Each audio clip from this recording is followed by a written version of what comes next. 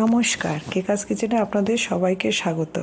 আজকে আমি একটা মটর ডালের রেসিপি আপনাদের সাথে শেয়ার করছি। এই জন্য এখানে আমি মটর ডাল নিয়ে নিয়েছি। মটর ডালটাকে আমি 8 ঘন্টা ভিজিয়ে রেখেছিলাম। এবার আমি মটর ডালটাকে খুব ভালো মতো ধুয়ে গ্রাইন্ডারে গ্রাইন্ড করে নেব। মটর ডালটা খুব ভালো করে ধুতে হবে, যে কোনো ডালই ভালো করে ধুতে হয়, কারণ ডালের মধ্যে পাউডার থাকে যেটা খাবারের টেস্ট নষ্ট করে দেয়।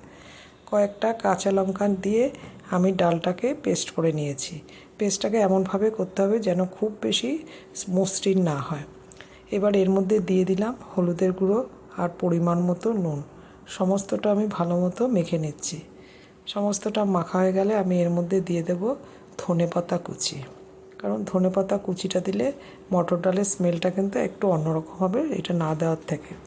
সেই মতো ধনেপাতা কুচি দিয়ে আমি আবারও খুব ভালো মতো মেখে 15 থেকে 20 মিনিটের মতো ঢেকে রাখবো।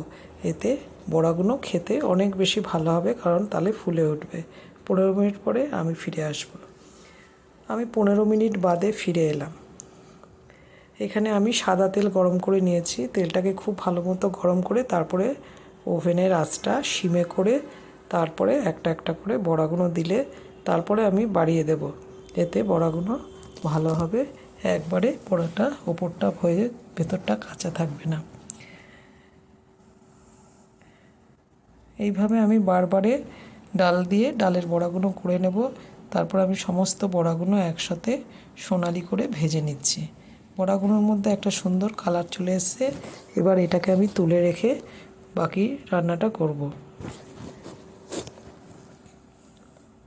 আমি ফোড়ন দিয়ে দিলাম শুকনো লঙ্কা 5 ফোড়ন আর 2টো তেজপাতা।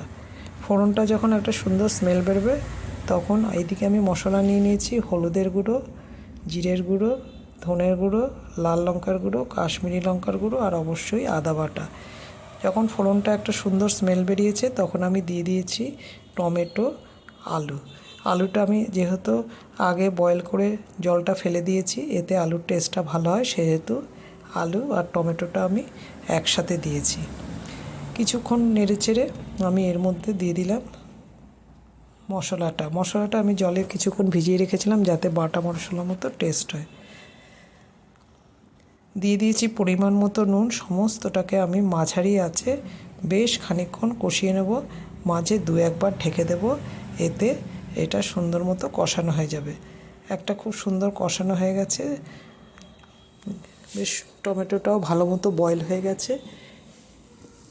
এবার আমি দিয়ে দেবো এর মধ্যে কিছুটা মটর ডাল বাটা। এতে এই গ্রেভিটা যেমন ঘন হবে, খেতেও খুব ভালো লাগবে। আমি মটর ডাল বাটাটাকে একটু নুন মিশিয়ে আগেই সরিয়ে রেখেছিলাম, সেটা এবার এর মধ্যে অ্যাড করে আবারও কষিয়ে নেব, কারণ ডাল বাটাটা তাহলে কাঁচা গন্ধ থাকবে না।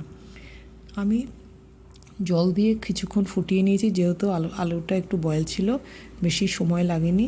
তারপর আমি বড়াগুলো অ্যাড করে যেই পরিমাণে গ্রেভি রাখলে বড়াগুলো কিছুটা টেনে নেবে গ্রেভিটা, সেই অনুপাতে আমি রেখেছি।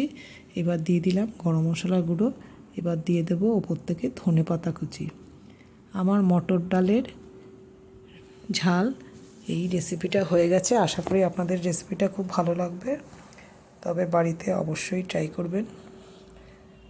নমস্কার, আপনারা ভালো থাকবেন।